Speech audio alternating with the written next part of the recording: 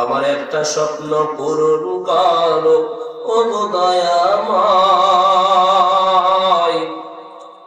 তোমার পথে চলতে গিয়ে মরণ যেন হয় আমার, তোমার কথা বলতে গিয়ে না পাই যেন ভয়।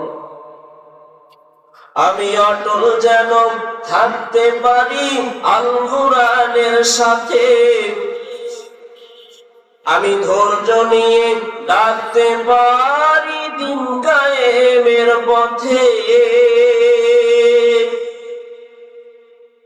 আমি অটল যেন থাকতে পারি আল কোরআনের সাথে, আমি ধৈর্য নিয়ে ডাকতে পারি দিন কায়েমের পথে।